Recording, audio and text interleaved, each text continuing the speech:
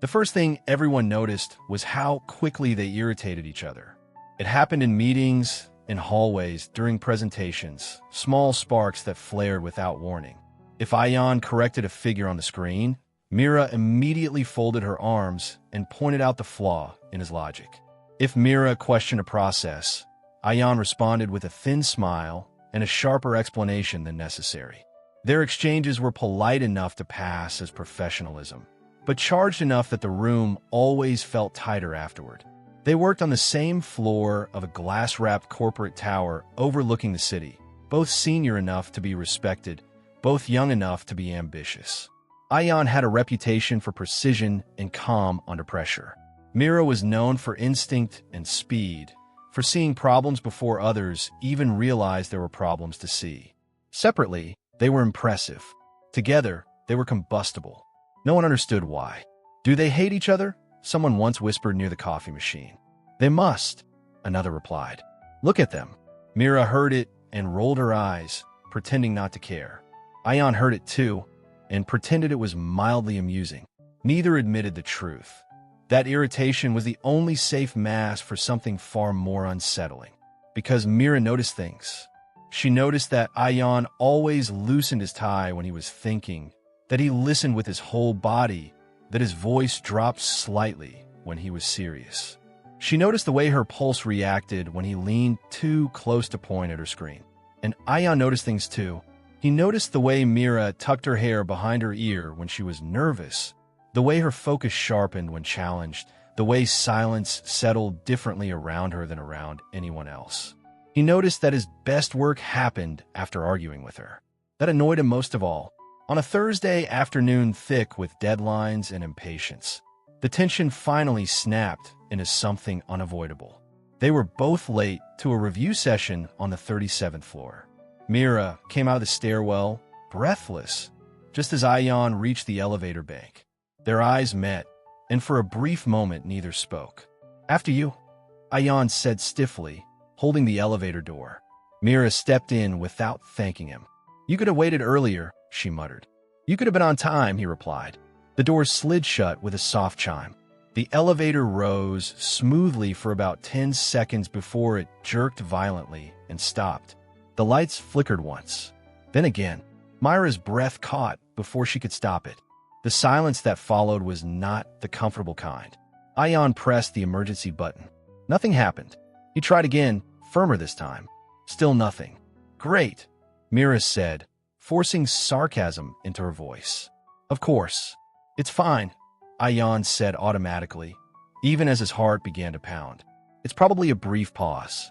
Another minute passed. Then another. The lights dimmed. Mira shifted her weight, suddenly very aware of the enclosed space, the lack of air, the absence of escape. She swallowed hard, her chest tightening. She told herself she was overreacting. She had been in elevators hundreds of times. Still, her hands trembled. Ayan noticed immediately. You okay? He asked, softer now. I'm fine, she said too quickly. Just don't like this. He studied her face, the tension around her eyes, the way her jaw clenched as if holding something back. Without thinking, he stepped a little closer, not invading, just present. You want to sit? He asked, gesturing to the floor. I'm not. She stopped herself. The walls felt closer now. Yes. They sat side by side, not touching, but close enough that Ayan could feel the heat of her through his sleeve. He spoke calmly, explaining what usually happened during elevator malfunctions, how long it typically took for maintenance to respond, how the building had backup systems. His voice was steady, grounding. Mira listened, surprised by how much it helped. I didn't know you hated elevators, he said quietly. I don't, she replied. I just don't like being trapped. There was not anger, not sarcasm, fear. Ayan nodded, as if that made perfect sense. He did not tease her. He did not dismiss it. He simply stayed. Minutes stretched. The lights stabilized. The elevator remained still. Myra's breathing slowed. She realized, distantly, that she was no longer panicking, that her shoulder was brushing his, that she did not move away. You're calmer now, he observed. So are you, she said, surprised by her own honesty. He smiled. Not the sharp, defensive smile she was used to, but something quieter. Real. Guess we both needed to stop running today, he said. The intercom crackled to life, startling them both. A distorted voice announced that help was on the way. Relief washed over Mira, followed by something more complicated. Disappointment. As the elevator jolted back into motion, she stood quickly, smoothing her clothes, rebuilding her walls. Ayan did the same, his posture shifting back into professional distance. The doors opened onto the 37th floor. People waited outside, glancing in with curiosity. Mira stepped out first, not looking back. Ayan followed, his expression unreadable. They walked in opposite directions, back into their lives, back into irritation and sharp words, and carefully maintained distance.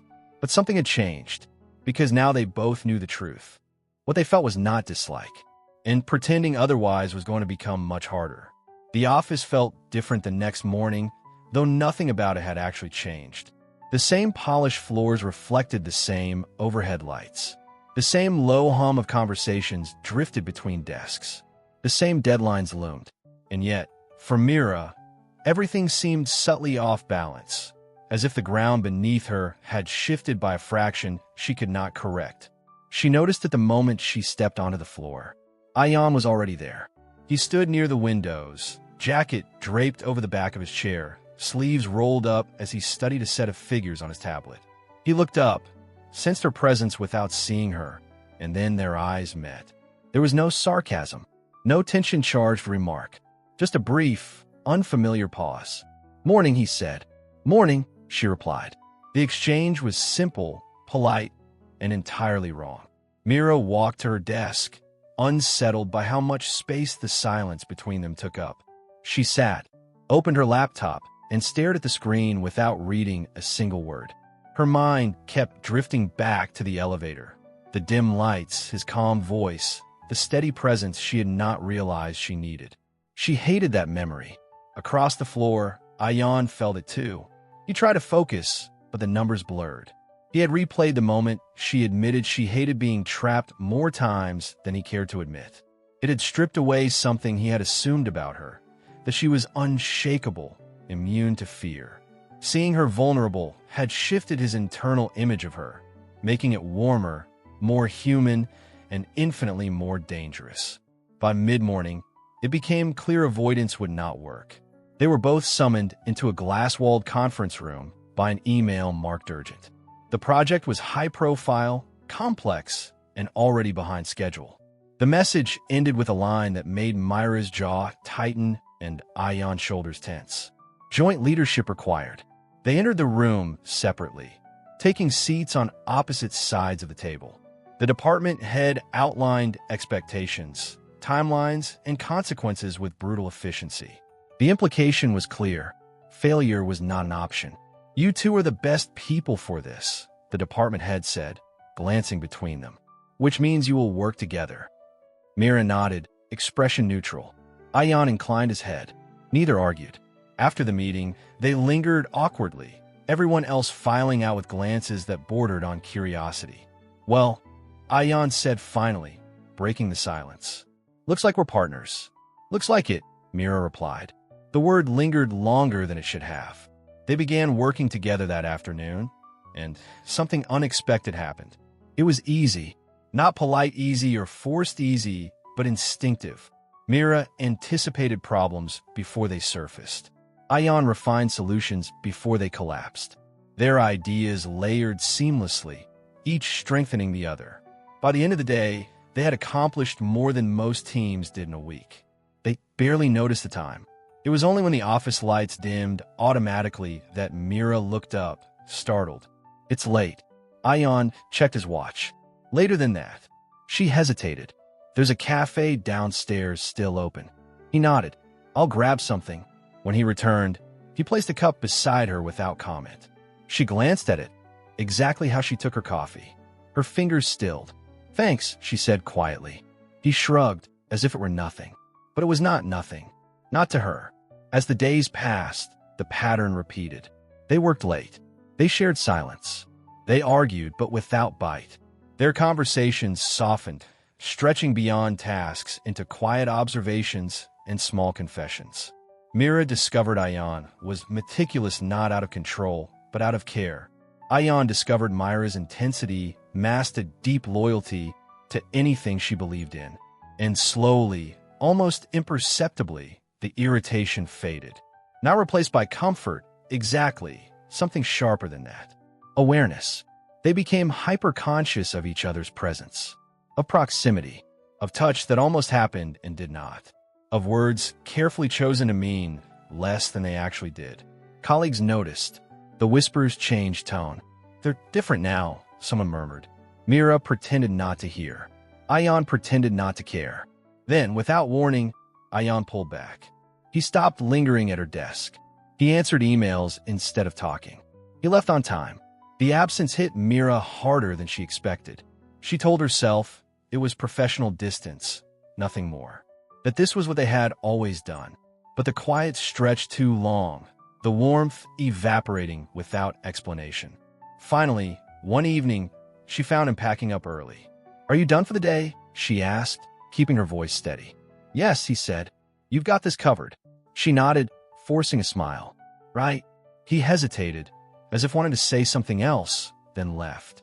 Mira stayed late alone, the silence pressing in. For the first time since the elevator, she felt unsteady, not trapped, but something close to it. She did not understand what had changed. What she did not know was that Ayan had recognized the danger before she had. He had seen how easily she fit into his life, how naturally he relied on her presence. He had felt the line between partnership and something else blur too quickly. Pulling back felt safer, necessary. But even as he drove home that night, he realized the truth he was trying to avoid. Distance did not make her less important. It only made her absence louder. The distance did not last. It never does when two people are already orbiting each other too closely. For nearly a week, Ayan maintained his careful restraint. He arrived on time, left on time, kept conversations strictly professional. Mira mirrored him at first, out of pride more than understanding. She told herself it was fine, better even, cleaner. But the project did not care about emotional boundaries. The deadline loomed like a storm, and with it came a sudden complication, an unexpected stakeholder review that threatened to dismantle weeks of progress. The email arrived late in the afternoon, marked urgent, flag red. Mira read it twice, her pulse quickening. By instinct, she stood and walked straight to Ayan's desk. "So," she said, holding up her laptop, "we have a problem." He looked up, eyes narrowing as he scanned the screen. "That's not a problem," he said slowly. "That's a disaster." They stared at each other for a beat. Then, without discussion, they moved. The next hours erased the artificial distance they had been pretending existed. They argued, really argued, about strategy, pacing the conference room, scribbling on the glass walls, interrupting each other mid-sentence. But beneath the friction was something undeniable: trust. When Mira challenged his assumptions, he adjusted without ego. When Ayan pointed out flaws in her plan, she recalibrated instead of bristling. They were sharper together, faster, relentless. At some point, the office emptied around them. "Coffee?" Ayan asked, rubbing the back of his neck. "Please," Mira said, exhaling. They sat side by side this time, not across from each other. The shift was subtle but charged. Their shoulders nearly touched. Mira was acutely aware of the warmth radiating from him, of how easily it would be to lean just a fraction closer. She did not. "You've been avoiding me," she said suddenly. The words surprised them both. Ayan did not look at her immediately. "I have not." She arched an eyebrow. "You have." Silence stretched between them, thick and unresolved. Finally, he sighed. "I was trying to be professional." Her laugh was soft but sharp. "That's new." He glanced at her then, something vulnerable flickering in his eyes. It was getting complicated. Myra's chest tightened. "It's always been complicated." "Yes," he said, "but now it's personal." The word hung there. She studied his face, the tension in his jaw, the careful distance he was trying and failing to maintain. Understanding dawned slowly, unsettling in its clarity. "You're scared," she said. His mouth curved into a humorless smile. "I thought you hated when people assumed things about you." "I do," she replied. "But I'm right." He did not deny it. Instead, he leaned back in his chair, staring at the ceiling. "I do not like losing control," he admitted quietly. "And whatever this is, I'm not in control of it." Mira swallowed. The honesty stripped away something she had been holding on to, her own defenses. "You think I am?" she asked. He turned to her fully now. "You hide it better." That was fair. The moment was interrupted by a buzz, his phone lighting up on the table. He glanced at it, expression hardening. "It's the investor," he said. "He wants a private review tomorrow morning." Myra's stomach dropped. "That's soon. He does not like surprises," Ayan said. "And he likes authority even less." She knew what he was not saying. The investor had a reputation for dismissing ideas, for talking over people, for undermining anyone he perceived as less valuable, including her. "I can handle him," Mira said, though the words felt less solid than she wanted. Ayan studied her carefully. "I know you can." The way he said it mattered. The meeting the next morning was worse than expected. The investor sat at the head of the table, posture relaxed, tone condescending. He questioned Myra's data, interrupted her explanations, redirected praise exclusively toward Ayan. Mira felt the familiar heat of frustration coil in her chest. She pushed through, refusing to shrink, but each dismissal landed like a quiet insult. Then Ayan spoke. With respect, he said calmly, "This framework was Myra's design." The room stilled. The investor blinked. "I was under the impression." "You were mistaken," Ayan continued, unflinching. She led this section. "If you have concerns, address them to her." Mira turned to him, startled. The investor laughed shortly. "No need to get emotional." Ayan's voice hardened. "This is not emotion. This is accuracy." The silence that followed was heavy, dangerous. Mira expected the pushback, the withdrawal, the professional consequences. Instead, the investor leaned back, studying them both. "Interesting," he said. "Very well. Continue." The meeting ended with cautious approval, but the damage, or transformation, had already been done. Outside the conference room, Mira exhaled shakily. "You did not have to do that." "Yes," Ayan said. "I did." She searched his face, seeing something fierce there. "Protective. You risked a lot," she said quietly. He stepped closer, lowering his voice. "So did you. Every day." I just finally said it out loud. For a moment, neither moved. Then Mira laughed, slightly breathless. "This is ridiculous." He smiled faintly. "It usually is." They stood there, too close, the office buzzing around them, unseen. Whatever line they had been dancing around had blurred beyond recognition. Mira knew it then. This was no longer annoyance, no longer convenience, no longer something they could ignore. And Ayan knew it too. The chemistry had always been obvious. They had simply been pretending it was something else. The storm that had quietly been building between them finally broke. After the investor meeting, Mira and Ayan returned to the office under a fragile guise of professionalism. But neither could ignore the tension simmering between them.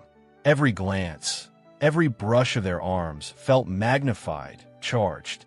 It was as if the office walls themselves were holding their breath, waiting for the inevitable collision of feeling and restraint. Mira tried to focus on her laptop, typing out follow-up emails, reviewing project notes, anything to anchor herself. But Ayan's presence across the table made concentration impossible. He kept adjusting files, leaning slightly closer than necessary, his leg brushing against hers under the conference table. Each small contact was a silent declaration, a challenge to her composure. Finally, she closed her laptop with a sharp snap. "We should probably talk," she said, her voice low, carrying that mix of nervousness and determination that always made Ayan pause. "Talk?" he asked, raising an eyebrow, though the slight tension in his jaw betrayed him. "Yes.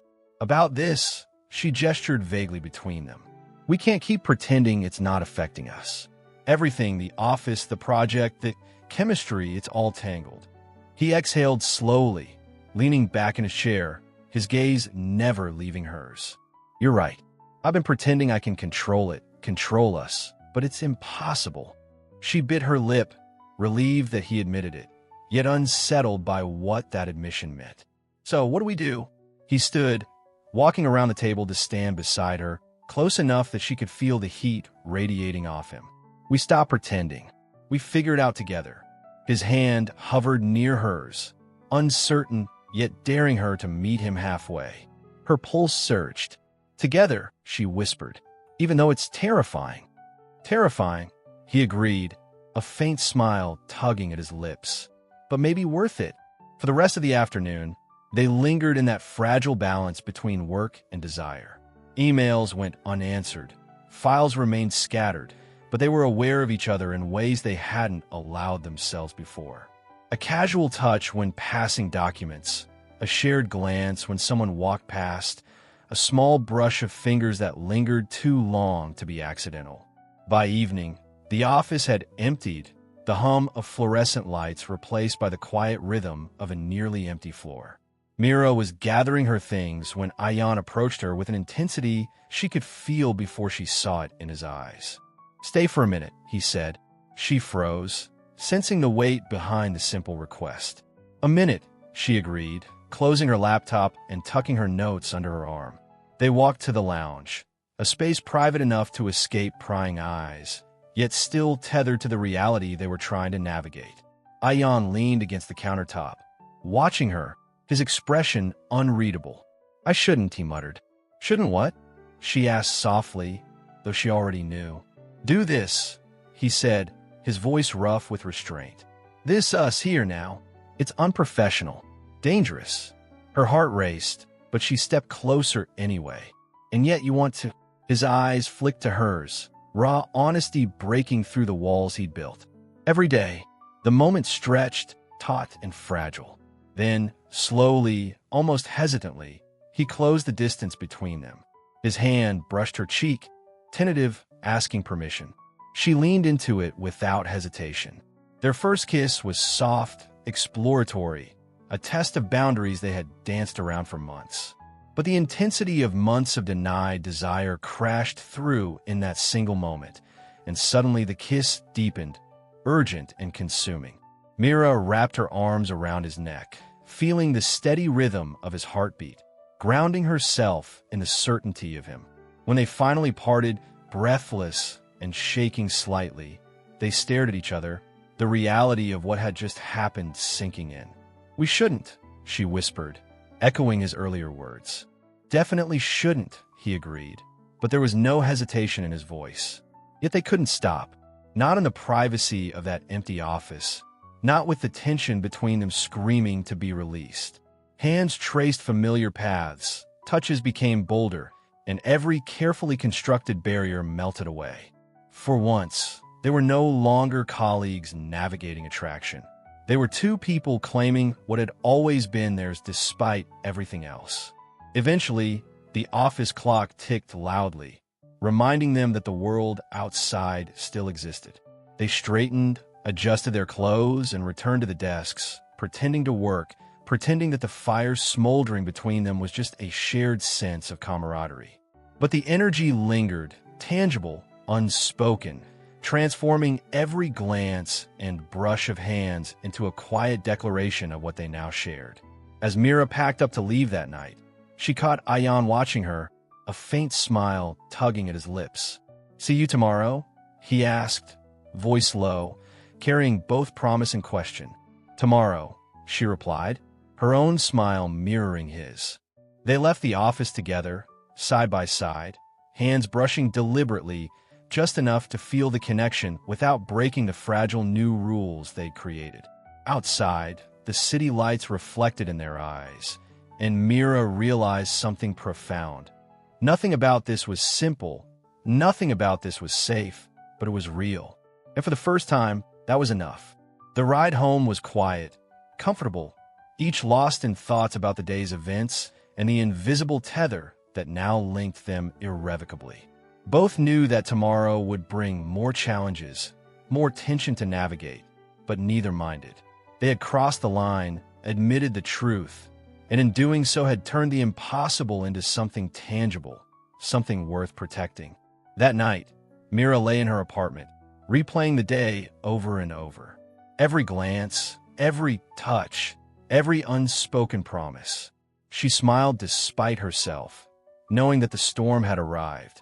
And somehow, she was exactly where she was supposed to be. Ayan's presence lingered like a shadow she wanted to chase. And for the first time in months, she was not afraid. Because some connections, no matter how complicated, were inevitable.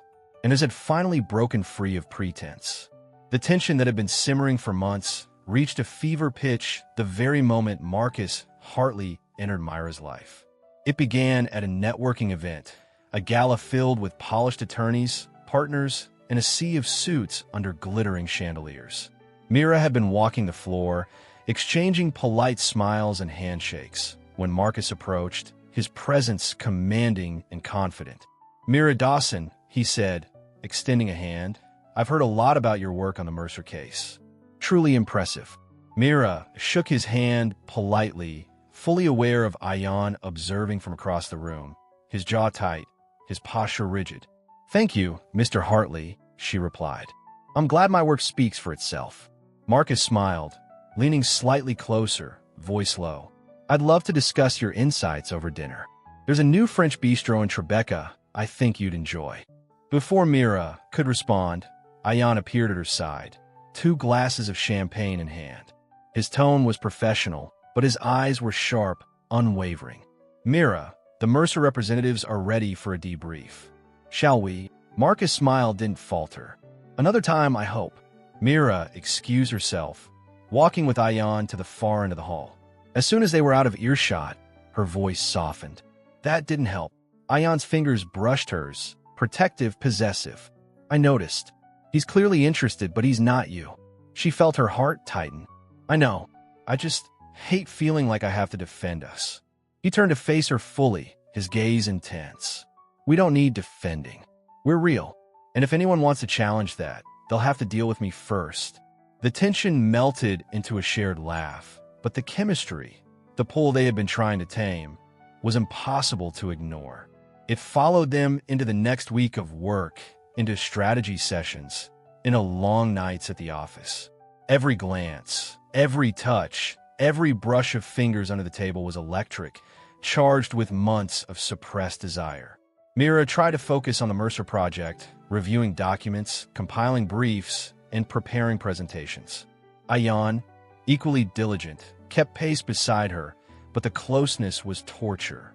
They stole moments where they could, a hand on a lower back as they passed through the office, an accidental brush of fingers while sorting papers, a quiet text during meetings that said everything they couldn't say aloud. 3 months became a test of patience. Myra noticed Ayan keeping mints in his pocket, small, shiny, prepared for the times when she nervously reached for them during long work nights. "You stress eat," he said one evening, tossing a mint toward her. "Are you stalking me now?" she teased, though her pulse betrayed her amusement. "Attention to detail," he said simply, sliding into his chair beside hers. "I pay attention." Their stolen moments were like tiny lifelines, quick kisses in empty conference rooms, hands finding each other under the table, whispered jokes in the hallways. Yet the longer they maintained this professional facade, the harder it became. The constant proximity, the shared projects, the tension. Every day was a delicate balancing act between desire and discretion. And then came the moment of reckoning. Myra paused outside Ayan's office one afternoon, hand raised to knock. She caught fragments of his conversation through the slightly open door.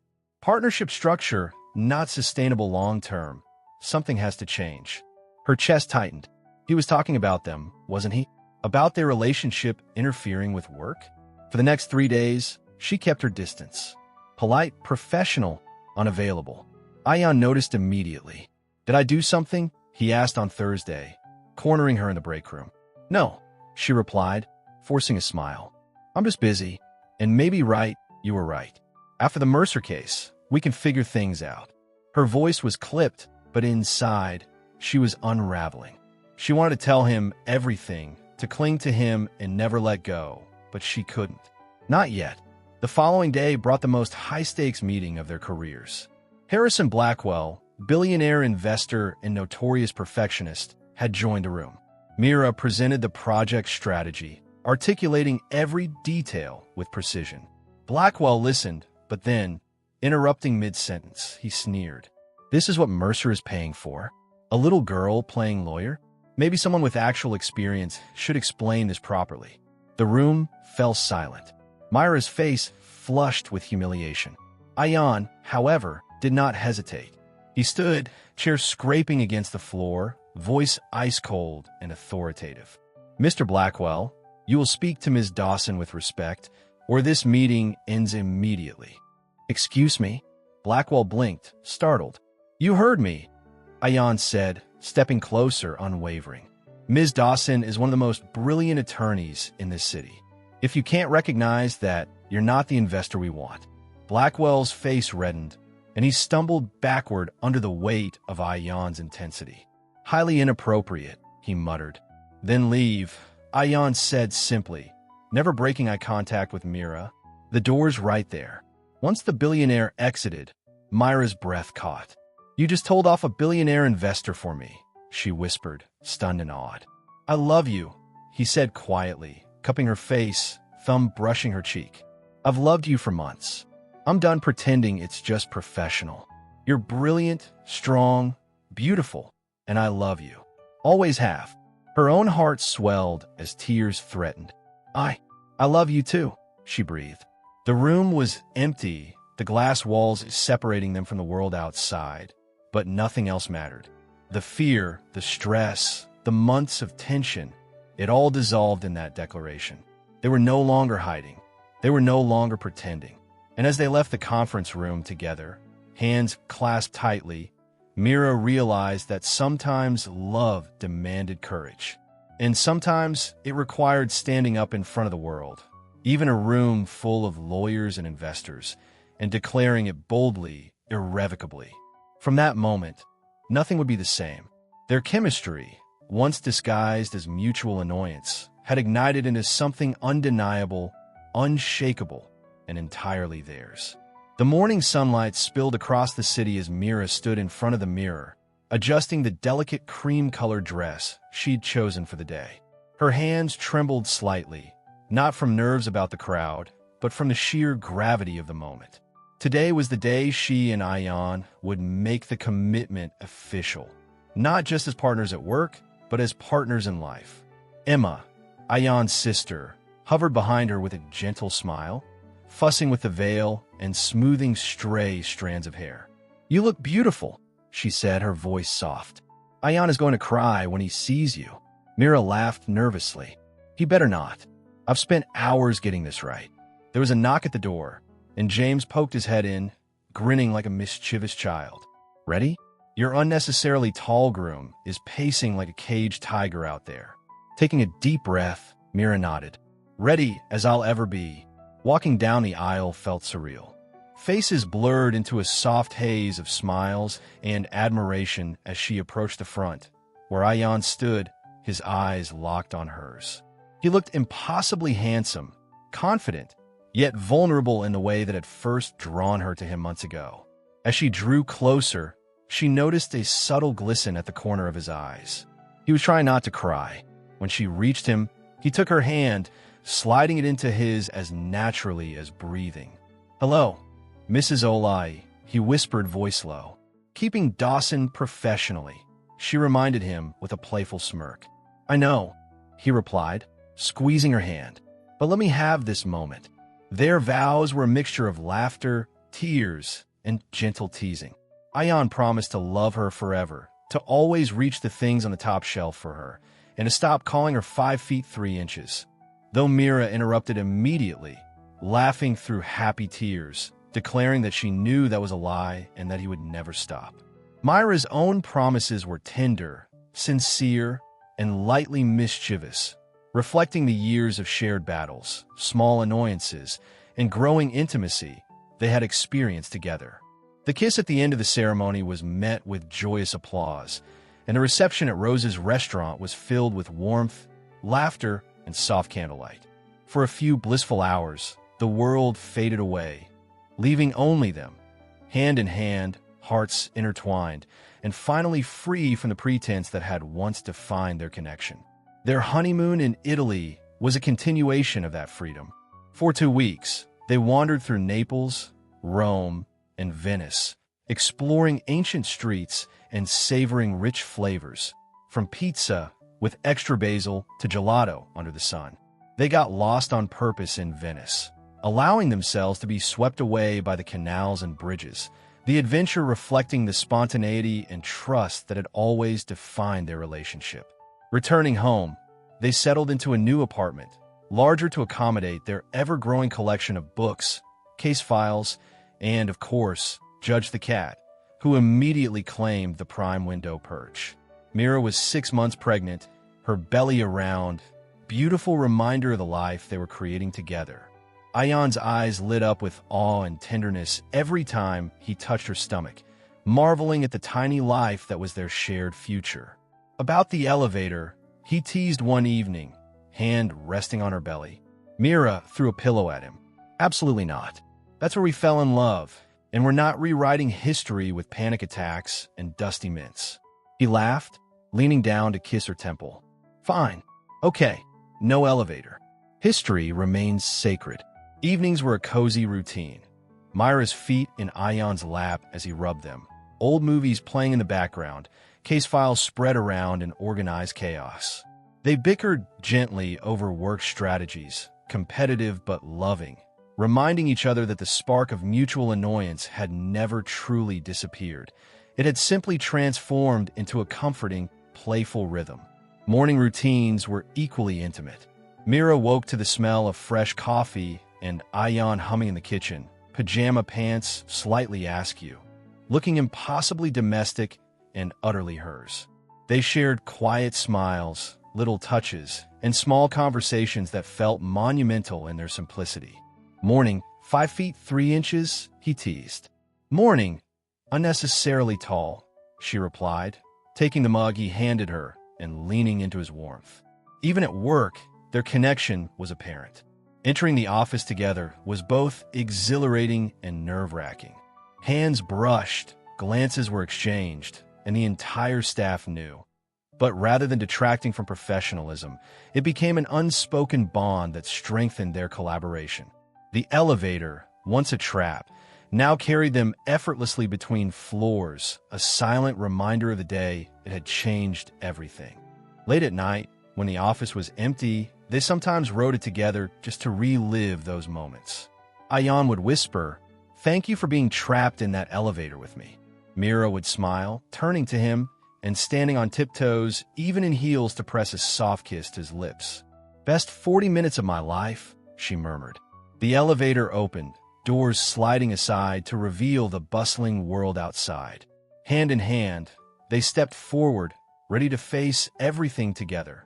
Cases to win, mints to eat, teasing to endure, and a love that had grown from frustration and sparks into something enduring, resilient, and perfect. Every glance, every touch, every shared joke was a testament to the journey they had taken. From mutual annoyance to forced proximity, from tension to confessions, from fear to commitment. They had built a love story that was uniquely theirs. And it all started with a malfunction, a moment trapped together, and a realization that sometimes the person you argue with most fiercely is the person you're meant to spend forever with. Hand in hand, hearts synchronized, they walked into their future. Nothing about it was perfect, nothing about it was easy, but everything about it was theirs. And in that, Mira and Ayan found their greatest victory, each other.